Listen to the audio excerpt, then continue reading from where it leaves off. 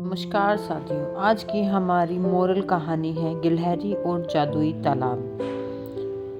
एक जंगल में एक बुलबुल नाम की एक गिलहरी रहती थी। वह बहुत चंचल और उछल कूद करती थी। कई बार जंगल के जानवर उसे समझाते थे कि इतनी उछल कूद नहीं करनी चाहिए, पर वह किसी की भी नहीं मानती थी। उसे यह सब करने में मजा आता था। एक दिन बुलबुल एक पेड़ पर उछल कूद कर रही थी।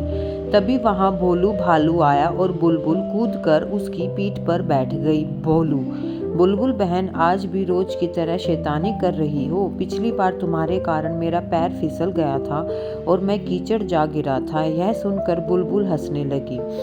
माफ करना भोलू, तुम्हें देखकर तुम्हें छेड़ने का मन करता है, लेकिन मैं वादा करती हूँ आज तुम्हारे साथ कोई शरारत नहीं करूँगी। भोलू भालू एक पेड़ के नीचे लेटकर आराम करने लगता है। कुछ देर बाद बुलबुल गिलहरी की आवाज़ सुनकर उठ जाता है। बुलबुल, बचाओ बचाओ, मैं यहाँ पेड़ की डाल में फंस गई हूँ। भोलू वहां पहुंचता है और देखता है बुलबुल अपनी पूंछ के सहारे लटकी हुई है और कभी भी गिर सकती है। वह दौड़ कर जाता है और सभी जानवरों को बुला लाता है। बुलबुल गिलहरी, भाइयों मुझे बचा लो, मैं पेड़ पर चढ़ रही थी, तभी दो टहनियों के बीच मेरी पूंछ फंस गई।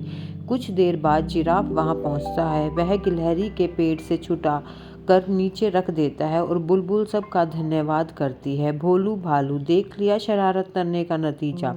वादा करो आगे से कभी शरारत नहीं करोगी। बुलबुल वादा कर लेती है। वह 2 दिन चुपचाप अपना खाना खाकर एक पेड़ पर बैठी रहती है, लेकिन उसका मन बहुत उदास था। उसे तो उछल कूद करने में ही मजा आता था। एक दिन वह पेड़ पर बैठी थी, तभी उसने देखा चंचल बंदर इस डाल से उस डाल पर कूद रहा था। यह देखकर बुलबुल का मन भी यही सब करने को होने लगा। अगले दिन उसने फैसला किया कि वह जंगल से दूर दूसरे जंगल में जाकर खेला करेगी, जिससे गांव वालों को उसकी शरारत के बारे में पता नहीं चलेगा। सुबह होते ही वह सबसे बचती बचाती दूसरे जंगल में पहुंच गई। वहां पहुंचते ही उसे एक बड़ा सा तालाब दिखाई दिया। उसने सोचा क्यों न पहले नहा लिया जाए। वह जैसे ही तालाब के पास पहुंची, एक चिड़िया ने उसे आवाज लगाई। बुलबुल, तुम क्यों हंस रही हो? चिड़िया, तुम्हारी पूंछ कहाँ है? बुलबुल ने पलट कर देखा तो उसकी पूंछ नहीं थी। बिना पूंछ के वह बहुत बुरी लग रही थी। बुलबुल रोने लगी। वह तालाब के पास जाकर उससे अपनी पूंछ वापस मांगने लगी। सुबह से शाम होने लगी, लेकिन तालाब से पूंछ वापस नहीं मिली। हार कर बुलबुल वापस चलने लगी। तभी तालाब से आवाज आई, तालाब, यह जादुई तालाब है। चिड़िया ने मना किया था यहाँ नहाने के लिए, लेकिन तुम नहीं मानी, इसलिए तुम्हारी पूंछ चली गई। बुलबुल, मुझे माफ कर दो।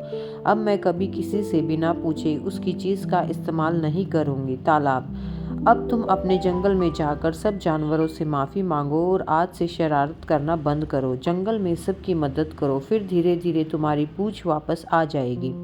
बुलबुल जंगल में वापस जाती है। अगले दिन सब बिना पूछ की गिलहरी की हंसी उड़ाने लगते हैं, लेकिन बुलबुल बुरा नहीं मानती। वह सबसे माफी मांगती है।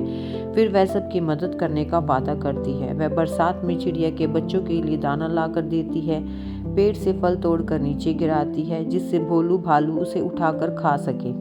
इसी तरह वह सब जानवरों की मदद करने लगती है, जिससे सब उसे दुआएं देते हैं और उनकी दुआओं से उसकी पूंछ धीरे धीरे वापस आ जाती है। यह देखकर गिलहरी बहुत खुश होती है। इस कहानी से हमें शिक्षा मिलती है कि बिना आज्ञा किसी भी चीज़ का इस्तेमाल नहीं करना चाहिए। धन्यवाद। आशा करते हैं आपको यह कहानी अच्छी लगी होगी।